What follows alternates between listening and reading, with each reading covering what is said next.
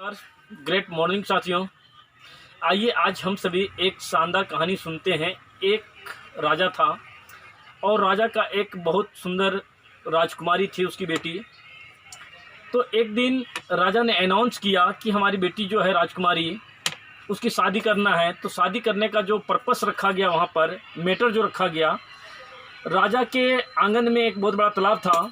बोले कि जो भी व्यक्ति इस तालाब से कूद करके आगे क्रॉस कर जाएंगे, निकल जाएंगे, हमारी राजकुमारी उसी से शादी करेगी।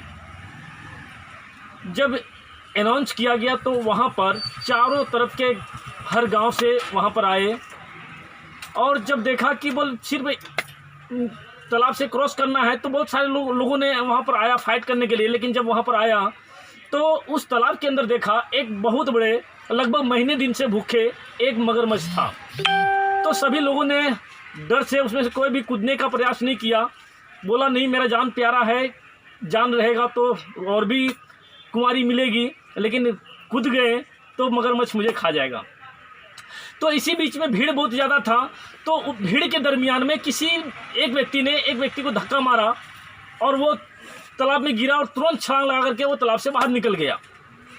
तो जब बाहर निकल गया, जो बाहर निकला वो बहुत दुबला पतला आदमी था, बहुत दुबला पतला लड़का था। तो सभी लोगों ने उनसे पूछने लगा कि दुबले पतले हो, आपने ऐसा हिम्मत कैसे किया कि छलांग लगा करके आप बाहर निकल गए? हम लोगों ने बहुत सारा प्रयास किया, लेकिन इसके बावजूद भी हम नहीं कर पाए, पर आपने ऐसा कैसे किया? तो उस लड़के ने बोला कि सबसे पहले मेरे को ये बताइए कि मेरे को धक्का किसने मारा, मेरे को धक्का किसने मारा? क्योंकि तालाब से बाहर जब निकला तो किसी ने उसको व्यक्ति को धक्का मारा था, सामने से कूदा नहीं, बट उसको किसी ने धक्का मारा और धक्का मारा तो जान बचाने को लेकर के वो बाहर तुरंत छलांग लगा के बाहर निकल गया। तो साथियों, मेरा इस कहानी का पर्पस ये है कि हम अपनी ज़िंदगी में जब तक हमें कोई धक्का मारता नहीं है तब तक हम आगे बढ़ते नहीं हैं।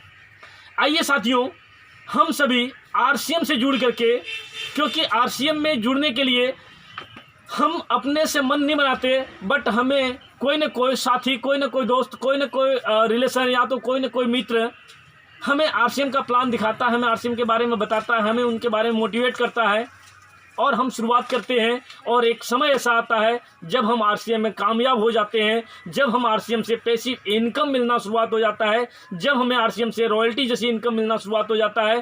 तो क्यों ना हम उस धक्के की इंतज़ार न करें, बट हम शुरुआत करें।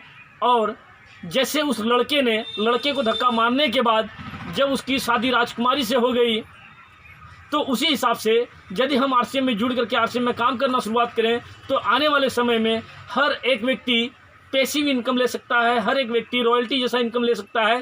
तो आइए हम सभी मिल करके शुरुआत करते हैं आरसीएम बिजनेस। आरसीएम बिजनेस की शुरुआत करने के लिए हम आपके साथ में हैं, आपके प्यारे दोस्त रामचंद्र प्रसाद उनमा। साथियों, मेरा यूट्यूब चैनल को अभी तक आपने लाइक और सब्सक्राइब नहीं किए हैं तो सबसे पहले मेरे चैनल को लाइक और सब्सक्राइब करें